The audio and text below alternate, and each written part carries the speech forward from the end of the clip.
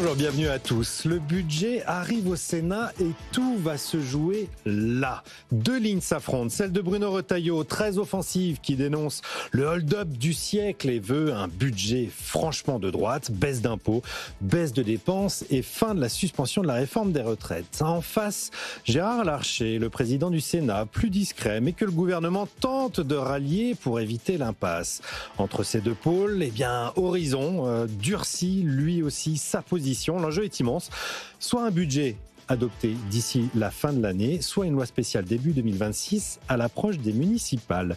Et malgré les tensions, une chose rassemble toute la classe politique. Personne ne veut d'une dissolution, personne ne veut perdre son fauteuil.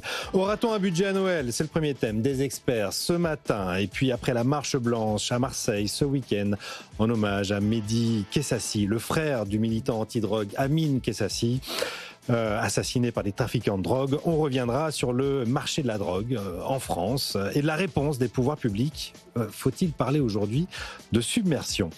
Et puis transfert de technologie, est-ce que l'Europe se réveille enfin face à la Chine? Des annonces doivent venir dans les prochains jours. Et puis, pour terminer, la Belgique va-t-elle fusionner avec les Pays-Bas? Oui, vous ne rêvez pas.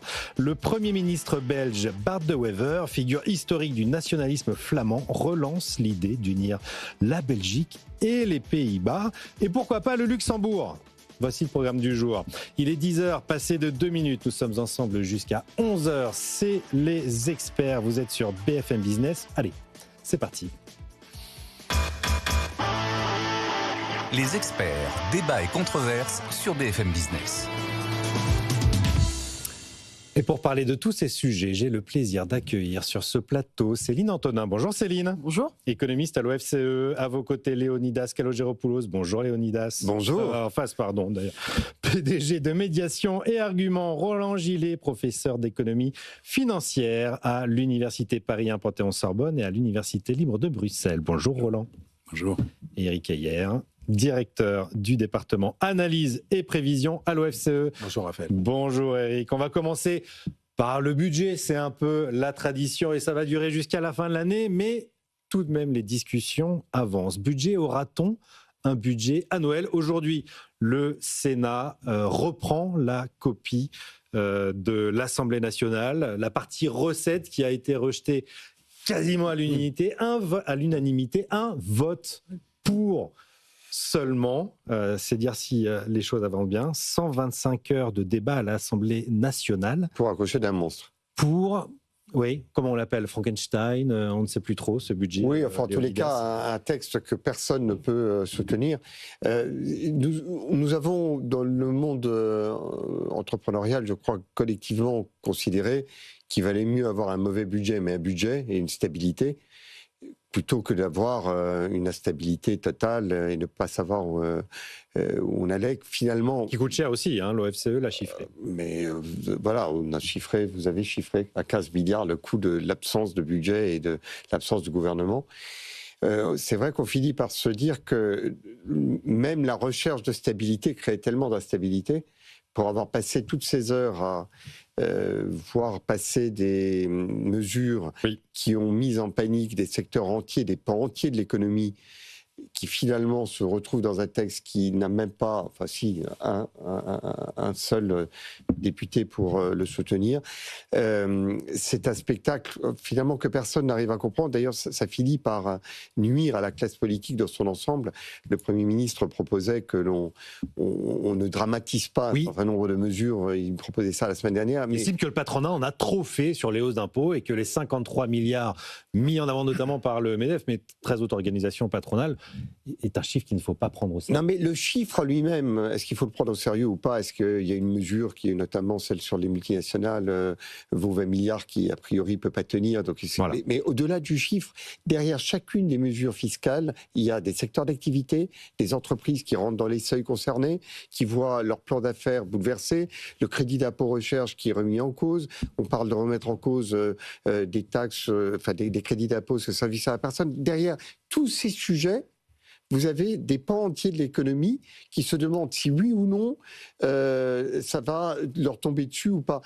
On ne peut pas avoir un pays qui est comme ça, dans l'incertitude totale, et on ne peut pas non plus s'attendre à ce que les entreprises et les secteurs d'activité restent impassibles à regarder tout ça comme une espèce de scénario mal construit et qui n'aurait pas d'impact. Bien entendu, on est obligé de regarder ça avec beaucoup d'attention. Bon, la copie va être évidemment très largement amendée par les sénateurs, Éric Heyer.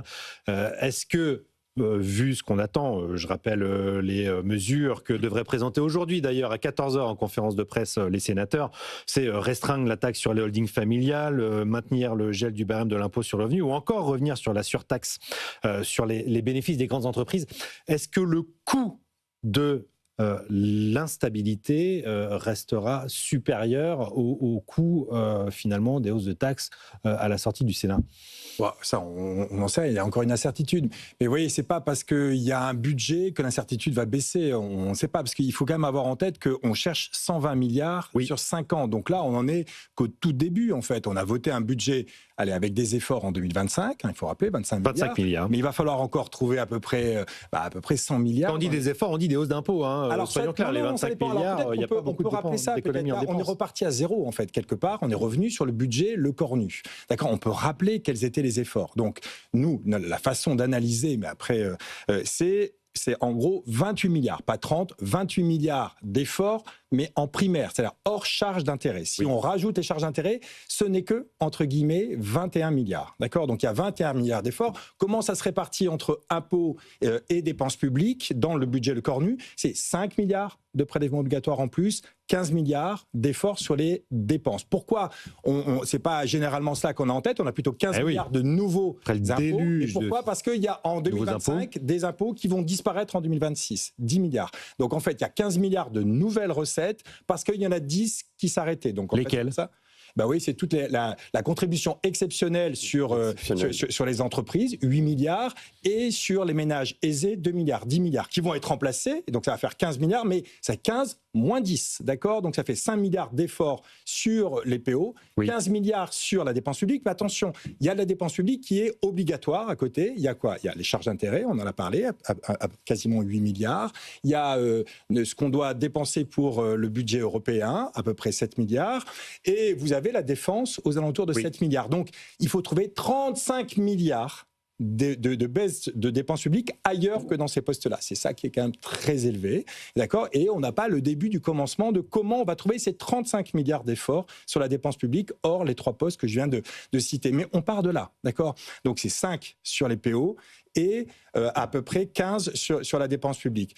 Est-ce que c'est la bonne répartition ? Moi, je pense que c'est là où quand même les économistes pourrait être mis en avant, d'accord, pour dire attention, c'est peut-être pas la répartition impôts dépenses publiques qui compte, c'est qui est touché par ces baisses d'impôts, qui est touché par ces hausses de dépenses. Donc qu'on sorte de impôts dépenses, parce que vous voyez un retraité, et après je m'arrête, un retraité, vous lui dites voilà, on va geler vos pensions, d'accord, on désindexe. Ça, c'est un effort sur la dépense publique. Ou vous leur dites je ne gèle pas. Donc, tu as ta pension, mais je te prélève par un impôt. Okay. Au bout du compte, je pense, c'est pareil. D'accord ? Donc, arrêtons de dire est-ce que c'est un impôt ou est-ce que c'est une dépense. Disons, qui est mis à contribution ? Donc, est-ce que ce sont les plus riches ? Est-ce que ce sont les retraités ? Est-ce que ce sont les fonctionnaires ? Est-ce que ce sont les collectivités locales ? Et donc, les préconisations de l'économie, c'est Éric Heyer. Alors non, c'est que ce qu'on aimerait, c'est avoir les mesures bien en amont, pour dire, tiens, voilà, on a fait les simulations, c'est plutôt les ménages aisés, ou c'est plutôt les industriels, ou c'est plutôt aussi, et c'est pas aux économistes à dire est-ce que c'est mieux de taper sur les retraités ou taper non, mais on peut faire de l'évaluation. Mais au moins que l'opinion publique et que les sénateurs et les parlementaires, enfin les députés savent qui va payer, qui va supporter ces efforts-là, alors que là, on mélange un peu tout, on ne sait plus si c'est des impôts, des dépenses, c'est un peu flou tout cela, et surtout, il faudrait dire, attention, on va répéter cela, c'est pas de l'exceptionnel, on va répéter ça pendant 5 ans, faire la pédagogie, au total, on va accumuler les couches, et il faut que ça fasse 120 milliards, donc c'est sûr que quand on a dit aux entreprises l'an dernier, c'est exceptionnel, c'était faux, puisqu'il fallait les remplacer, de toute manière, on cherche 120 milliards, c'est la facture, donc peut-être qu'on peut discuter de la facture, peut-être que les Français sont pas d'accord, mais alors là, il faudra discuter avec la Commission européenne, leur dire bon, mais finalement, on vous a fait des promesses qui sont en bois. Bon, c'est très clair. Céline Antonin, je repose ma question. Est-ce qu'on aura un budget à Noël ? Bah ça, je veux dire, Dieu seul le sait. Hein. Enfin, moi, je ne sais pas. Bon, et puis, j'ai pas grand-chose à ajouter à ce qui a été dit. Hein. Enfin, je pense que Eric a dit l'essentiel. Je pense qu'une bonne illustration de ça a été, par exemple, la taxe sur la fortune improductive. Enfin, je veux dire, qui a ajouté juste de la confusion, de l'angoisse, et qui, en fait, et on le voit effectivement, quand on n'a pas en amont des processus d'évaluation.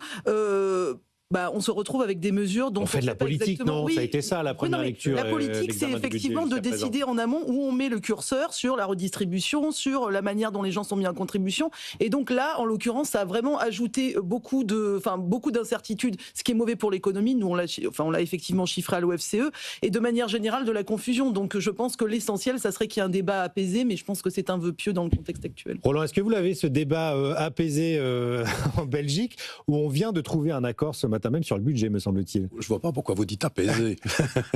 On a le débat, oui, mais on vient trouver, le gouvernement vient trouver un accord aujourd'hui sur le budget. Donc c'est possible. Ben oui, c'est possible, mais au détriment parfois d'une clarification qui, pour certains qui se voient avec un gouvernement plutôt centre droit en Belgique, voient poindre des mesures qui pourtant avaient été bannies avant, je vais dire, avec un gouvernement à gauche, être réalisé par un gouvernement à droite. Donc, là, en termes de clarification, je pense que c'est important qu'à un moment donné, on se rende compte chez nous, qu'on fonctionne à la proportionnelle, que la proportionnelle, pour avoir une majorité à un moment donné, ça peut coûter cher, même par rapport aux idées. Maintenant, par rapport à ce qui a été dit, juste pour ajouter une chose, que je crois qui rejoint ce qu'Éric a dit, mais il faut savoir, surtout si on fait ce qu'il recommande, c'est-à-dire de dire qui va faire les efforts. Je peux vous dire qu'il y a une chose qui marche à tous les coups, hein. Vous vous souvenez, quand il y a eu la taxe Zuckman, il y avait 1600 ménages qui étaient concernés, et puis on disait, vous avez vu les Français... 1800 ménages. Oui, ou 1800, même 2000 si vous voulez. Oui. Ça veut dire qu'on disait, il faudrait le faire. Regardez, il y a plus de je sais plus, 80% ou 75% des Français qui sont d'accord. Ah mais ça marche toujours comme ça. Vous mettez quand c'est les autres qui payent, en général, on est d'accord. Et vous arrivez alors à une définition de ce qu'est un riche, parce qu'à mon avis, pour tout le monde, c'est un peu comme ça. C'est celui qui gagne juste 1 euro de plus que vous, et qui va faire l'effort avec tous ceux qui sont dans ce cas-là. Ça, c'est sur le patrimoine. Et puis, vous le faire aussi sur les revenus. Et donc, aujourd'hui, c'est sûr que quand vous prenez des mesures qui touchent une certaine classe de la population moins nombreuse, tous les autres ne peuvent qu'applaudir en n'ayant pas vu nécessairement les effets indirects. Mais par contre, de l'autre côté, par rapport à ce qui a été dit, c'est ça qui est dangereux, c'est que une fois que vous proposez quelque chose et qu'on sait qui va effectivement payer, c'est souvent la rue qui décide après si on le fait ou fait pas. Regardez la réforme des retraites. Donc il faut être quand même prudent, même si ce que vous dites permettrait, en tous les cas aux sénateurs, d'être très clair sur qui va faire l'effort. Mais c'est de voir aussi que cet effort est difficile. Deuxième chose, c'est que beaucoup de gens qui pourraient faire l'effort, c'est-à-dire les épaules les plus larges, ont tendance à dire aujourd'hui, si c'est pour utiliser l'argent public qu'on va me prendre en plus, de la même manière, alors c'est leur jugement, que par le passé, ça, je ne suis plus solidaire, alors que ça ne me coûte relativement moins qu'à ces gens-là. Donc, je voulais rappeler ça autour de ce qui a été dit. Non, il y a quand même, dans le rappel que vous faites, la question de savoir si on peut continuer à fonctionner comme ça, avec un consensus sur la méthode. L'enjeu du Sénat et du travail que va faire le Sénat, au-delà de savoir si on va être d'accord sur la copie, c'est de revenir à un travail au moins lisible. Ce qui s'est passé à l'Assemblée nationale est devenu totalement illisible, incompréhensible, parce qu'il y a des mesures qui étaient idéologiques. La taxe Zuckman, on peut collectivement être en désaccord, mais au moins on comprend quelle était l'intention. Mais il y a eu tellement de jeux politiques pour reprendre des amendements, créer de la bisbille, fracturer un rapprochement entre les uns et les autres, que plus personne n'y a rien compris. Et au moins d'avoir un exercice au Sénat qui permette de... clarification et de un cap, quoi. Oui, et c'est ne serait-ce que pour réconcilier l'ensemble des Français avec la méthode parlementaire, parce que je sens, et je pense que collectivement on le sent, que ce que vous pointez du doigt, qui est le consentement à l'impôt, finit par être vraiment une petite musique collective. Et comme vous le disiez, au-delà de l'impôt, si c'est pour remplir le tonneau des Danaïdes, je pense qu'effectivement là il y a quelque chose qui commence à se fragiliser. Je peux d'ajouter un peu, parce que vous avez cité l'Europe. Mon pays est aussi la Belgique en dépassement excessif. Il a moins contribué, même s'il a voté quand on a négocié le pacte de stabilité. Or, ici, la France a été le pays qui a le plus discuté avec l'Allemagne au moment où il a été redéfini. Et c'est vrai qu'à un moment donné, on ne peut pas être celui qui a décidé les règles et puis s'en soustraire, comme on a tendance souvent à le faire. Alors, on a pu le faire par le passé. Bon, oui, mais je vous signale quand même que pour le moment, le 4 ans est devenu automatiquement 7 ans. Et vous savez que normalement, on devait corriger le tir en 4 ans. Et on devait en plus le justifier par quelque chose d'exceptionnel. Ici, on est déjà à 7 ans. Et les 120 milliards, c'est sur 5 ans. Donc, je crois qu'à un moment donné, il va falloir clarifier les choses et de toujours dire c'est l'Europe qui nous le rappelle. Quand on est un des pays qui a le plus contribué à ce qu'on a aujourd'hui, je pense que, comme vous le dites très bien, on ne pourra pas à un moment donné couper à ces efforts. Je veux juste une parenthèse sur la taxe Zuckman et ce chiffre de 1800 ménages. Est-ce qu'on sait d'où vient ce chiffre? Parce que les patrimoines français de plus de 100 millions dépendent évidemment de la valorisation de l'entreprise que détiennent des dirigeants. Qui est capable d'avoir une valorisation en temps réel des entreprises. Est-ce que l'OCDE a fait ce travail? L'OFCE, je ne sais pas, l'OFCE. Non, alors, en fait, les 1800, c'est les 0,1%. Donc, c'est les milliardaires qui étaient la cible. Alors, c'est ça qui était un peu étonnant. Enfin, c'est un peu plus que les milliardaires. Mais il a pris, me semble-t-il, les 0,1. Mais ensuite, il faut demander à Gabriel Zuckman son calcul. Non, mais moi, j'aimerais quand même revenir. Oui, j'allais dire, c'est un peu le même type d'estimation que ce que fait Piketty quand il estime les hauts revenus. C'est-à-dire que le haut de la distribution, c'est très difficile à cerner, mais il y a effectivement des méthodes d'extrapolation qui permettent avec des... Enfin voilà, je ne vais pas rentrer dans les détails techniques, mais parce qu'effectivement, vous ne pouvez pas connaître en plus nominativement le patrimoine des gens, mais on peut arriver avec des méthodes statistiques à avoir une idée... approximative, d'accord, une idée approximative. Mais sinon, ce qu'a dit Roland est important sur le consentement à l'impôt et à quoi ça sert. Mais on peut aussi, et c'est peut-être ça la pédagogie qui n'a pas été faite pourtant par un Premier ministre qui ne parlait que de ça à un moment, François Bayrou, c'est-à-dire que dire, mais pourquoi on doit ces 120 milliards, ou même pour dire, est-ce que finalement on a bien dépensé et de la bonne manière? C'est-à-dire que ma lecture, en tout cas, on peut en discuter, mais les boucliers énergétiques, d'accord, la partie, toutes les aides qu'on a pu donner à partir de 2022. Oui, sur le Covid, tout le monde était d'accord. Sur le Covid, tout le monde était d'accord. On a fait à peu près comme tout le monde. Voilà. À partir de 2022, on met 3,5 points de PIB, c'est-à-dire plus de 100 milliards, sur des aides pour le pouvoir d'achat. On a essayé de maintenir le pouvoir d'achat de tout le monde, en gros, parce qu'on a fait un bouclier. Si on avait fait du ciblé, si on avait dit, bon, allez, les ménages aisés, vous en sortez très bien comme cela, mais vous, par contre, ménages modestes, on va vous aider et on va vous faire des chèques, même. Au lieu de faire des boucliers, on vous fait directement un chèque, etc. J'invente le chiffre, 500 €. Ouais, on aurait su pourquoi on était là et on aurait dit, mais on ne peut pas garder dans du déficit et de la dette ces aides-là. On ne va pas demander aux générations futures de payer pour notre pouvoir d'achat. Donc, ça aurait été peut-être plus facile à expliquer pourquoi il faut rembourser aujourd'hui. Là, le problème, c'est que, on a fait des boucliers, tout le monde a touché, on a arrosé, et vous savez quoi? Personne n'a l'impression d'avoir été aidé. Personne. Je vous mets au défi, vous, moi, enfin ensemble, ici, de se dire de combien j'ai été aidé pendant cette période-là. Impossible à faire. Boucher avalé n'a plus de goût, dit Gérald Darmanin dans ces cas-là. Et donc, aujourd'hui, quand vous dites, oui, mais allez, d'abord, on ne le dit pas assez, très important. On ne dit pas assez. C'était pour le pouvoir d'achat, donc attention, on ne doit pas laisser ça dans de la dette. Vous voyez, moi, je ne cauchemarte pas par la dette, pour la dette. On le sait très bien, on en a discuté souvent avec Léonidas. Mais en revanche, cette dette-là, oui, je le cauchemarde. C'est-à-dire que c'est pas la bonne dette. Donc il aurait fallu que le gouvernement dise bon voilà, on a fait ça en urgence, peut-être qu'on aurait pu mieux faire, on l'a fait. Mais maintenant qu'on l'a fait, il va falloir en tirer les conséquences et que tout le monde contribue. Et là, les plus riches, c'était facile de dire bon, mais tu as été aidé toi aussi. D'accord. Donc on va commencer par toi. En tant que symbole. Bon, pourquoi pas taxe Zuckman, on peut en discuter. Mais ça, ce n'est que une toute petite partie. De toute manière, on doit 120 milliards. OK, toi, on va te prendre, j'invente le chiffre, 20 milliards, mais ce n'était pas les 20 milliards de Zuckman. Allez, 5 milliards. Voilà, c'était le début du commencement. Si on veut mettre à contribution les revenus plus bas, on commence par toi et après on défile et à la fin on arrive à 120 pour dire attention, c'est pas pour préparer le futur, c'est juste pour rembourser, d'accord, toutes ces aides dont tu as bénéficié et qu'on ne doit pas laisser aux générations futures. Et ensuite, on passe à autre chose. Maintenant, il va falloir faire peut-être des impôts supplémentaires pour investir l'avenir. Et là, voilà le projet d'avenir. Voilà ce qu'on veut faire. De la transition écologique, on veut faire du numérique, etc. Ah, là, il nous faut des ressources. Est-ce que tu es d'accord pour participer à ce financement-là? Mais vous voyez, il aurait fallu séquencer et bien, du coup, de partager ce qui est le remboursement d'aide Covid, d'aide énergétique, ce qui est des dépenses d'avenir. C'est important. Je souscris à ce qui vient d'être dit parce que l'aide pouvoir d'achat, d'abord, elle pose un problème métaphysique. C'est que est-ce que l'État est la garantie en dernier ressort de tous les aléas? Tous tous aléas d'inflation, aléas climatiques, enfin la totalité, l'État sera là. Enfin, cette espèce de promesse qui fait qu'on entretient les Français dans l'idée qu'à chaque fois qu'il y a un problème, on va lever la tête l'État nounou. et ça va descendre. Forcément, il y aura quelque chose. Enfin, c'est une promesse qui manifestement a installé une névrose dans notre pays dont il sera difficile de se libérer.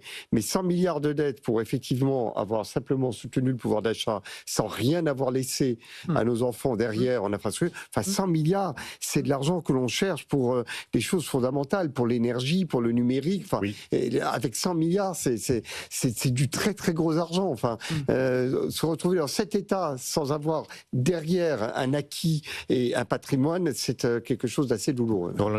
Juste un point par rapport à ce qui a été dit, mais qui amplifie encore le mouvement, c'est d'avoir dopé toute l'économie et depuis longtemps avec le quantitative easing et donc la possibilité d'avoir des taux d'intérêt très bas. Comme on sait que dans les budgets ne rentrent que les intérêts, pas la dette, vous amenez les taux très bas, ça discipline beaucoup moins les hommes politiques puisque quand ils étaient à zéro, l'argent était gratuit. Autant qu'ils voulaient était gratuit. Et aujourd'hui, pourquoi ne pas dire aussi les choses de la même manière? Regardez, je pense que beaucoup de retraités qui ont des avoirs plus que les jeunes aujourd'hui, avec la période Covid, les inflations qu'il y a eu et la maigre rémunération qu'ils ont eue sur leurs obligations parce que la Banque centrale s'est arrangée pour le faire descendre, au moment où les dettes passaient de solvables à soutenables, qu'elles restent soutenables, aujourd'hui ils ont déjà payé. Ils ont déjà payé et les jeunes aussi, parce que le jour où ils récupéreront par, je vais dire, le décès de leurs parents, le pouvoir d'achat de ce qui reste, il sera plus bas. Par contre, ce que je veux dire, regardez même au niveau militaire, Éric l'a très bien rappelé, à un moment donné, on a fait de la mauvaise dette, on va dire ça comme ça, qui aurait dû être budgétée.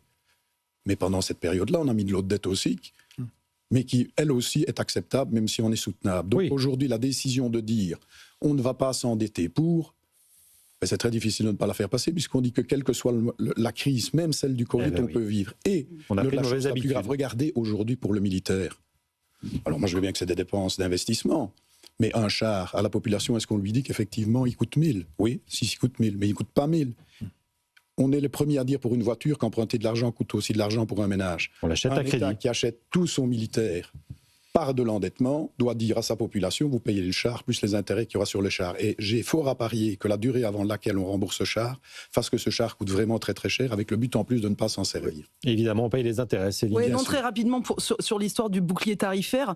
En fait, a priori, c'est vrai qu'on a mis beaucoup d'argent sur la table. En plus, bon, à cette époque-là, je ne vais pas revenir dessus, mais on parlait beaucoup de la perte du signal prix, qui est quand même normalement une incitation à moins consommer, etc. Donc, c'est bien de le rappeler. Donc, voilà, mais juste une chose sur la redistribution et sur le fait qu'il aurait peut-être fallu cibler. Moi, pour le coup, je trouve que d'ailleurs, on l'a montré aussi dans nos études de l'OFCE, au sein des quintiles, en fait, on avait des situations très différentes. Donc, c'était pas qu'une histoire de niveau de revenu entre les ruraux, les agriculteurs, etc. Donc, vous pouviez avoir de grosses différences. Donc, c'est vrai que, à la limite, dans ces cas-là, de faire un dispositif qui soit ciblé sur l'ensemble de la population, ça ne me choque pas. Par contre, c'est vrai que c'est la question d'avoir effectivement un bouclier massif et du quantum sur tous, et qui pose problème et qui dure aussi longtemps.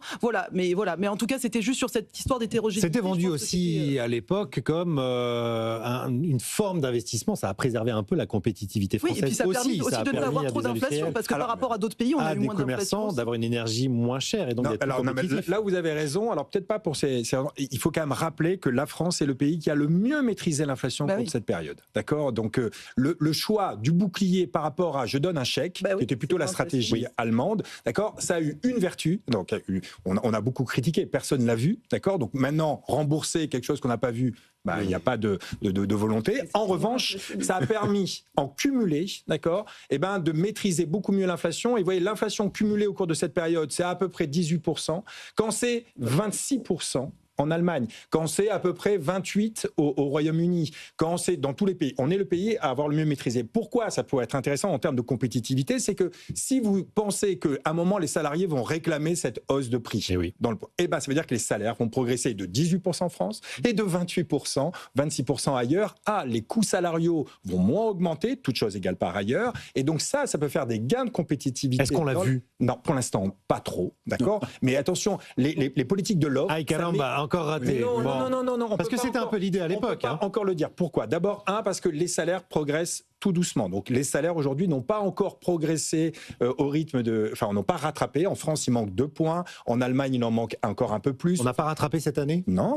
Quand vous faites en cumulé, non. C'est-à-dire que ce que nous dit l'INSEE, le salaire mensuel de base, donc hors prime, d'accord, il manque 2,2 points par rapport à l'inflation. D'accord. Et ça pose un Sur quelle période ? Sur la période de 2021, enfin fin 2021, aujourd'hui, au moment de la crise énergétique. Attention, le SMIC, par contre, lui, a été indexé, donc lui a rattrapé. C'est à cause de cela qu'on a une smicardisation de l'économie. Le SMIC ayant progressé plus vite que les autres salaires, il y a plus de personnes au SMIC. Donc attention au sentiment de déclassement aussi des personnes. Tôt ou tard, il y aura la marge d'escalier aussi sur les salaires. C'est pas encore. Et ensuite, ce que l'on sait aussi en économie, on ne sait pas grand-chose avec certitude, mais ce qu'on sait, c'est que les politiques de l'offre mettent beaucoup plus de temps avant de se répercuter sur l'économie que les politiques de demande. C'est pour ça que c'est plus facile, les politiques de demande. Donc attention, il ne faut pas enterrer cette politique-là. Peut-être qu'il y aura des bienfaits dans les années à venir. Mais il y a un élément qui est souvent présent en France, c'est le côté indolore des mesures. Au moment où ces mesures ont été mises en place, c'était de dire d'abord, on est un peu plus malin que tout le monde, parce que dans d'autres pays, on indexait totalement. Dans le mien, par exemple, on a vu aussi qu'il y a un effet évidemment sur la compétitivité, mais maintenant on a trouvé quelque chose qui semble un peu entre les deux pour favoriser les gens, comme tu le rappelais très bien, qui sont les plus démunis, c'est de dire on fera une indexation totale pour les gens en dessous d'un certain revenu, et après dans les conventions collectives pour les autres. Une désindexation. Mais par contre, notamment pour les et on vient toujours à la même chose, vous voyez, qu'on parle de banque centrale, qu'on parle d'endettement, qu'on parle de mesures comme ceci, l'idée, et ça c'est dangereux, c'est de penser que c'est indolore et qu'à un moment donné, on n'en subit jamais les coups. Merci l'euro, non ? C'est un peu réévalué, si on était encore au timing politique. Quand vous annoncez ça, au moment où c'est difficile, vous avez plutôt envie de rebooster le moral que l'abaisser. Donc vous ne dites pas ce qui va se passer après. Et après, je vais toujours trouver le bon timing pour l'annoncer. C'est toujours la même chose, c'est parler aux citoyens comme à des adultes et pas comme à des enfants bercés par un état de les mesures qui devaient être juste temporaires deviennent pratiquement... Regardez même le mécanisme de la Banque Centrale Européenne. C'était des mesures exceptionnelles. Encore aujourd'hui, ce qui intéresse les marchés et le monde entier, c'est que vont faire les banquiers centraux. D'abord. Non, mais il est clair qu'on a eu l'euphorie de n'importe quel ménage qui reçoit son crédit revolving, mais le fait est que sur le moment, on se félicitait de la résistance des entreprises françaises. C'est vrai. Maintenant, on est en train d'avoir un rattrapage manifestement d'une dégringolade et d'une quantité de défaillances qui fait exploser les statistiques. C'est à se demander si on n'a pas finalement, même aujourd'hui, tous les dommages que l'on essayait d'éviter. Donc on a à la fois le coût de l'avoir retardé et les dommages, on les a. Donc, d'après nos calculs, il y a encore 110 000 entreprises zombies, c'est-à-dire de trop. Ah oui, d'accord. Donc on en avait sauvé beaucoup. Donc bon, mais attends, c'est un calcul théorique. On a arrêté le processus de destruction créatrice et là il est... je ne sais pas très bien si la définition de l'entreprise zombie répond c'est la définition de Bercy, de Bercy, mais qui n'est pas très belle. Bon, moralité de l'histoire, toujours se confronter au réel. Bien sûr. Ça évite des déconvenues plus tard.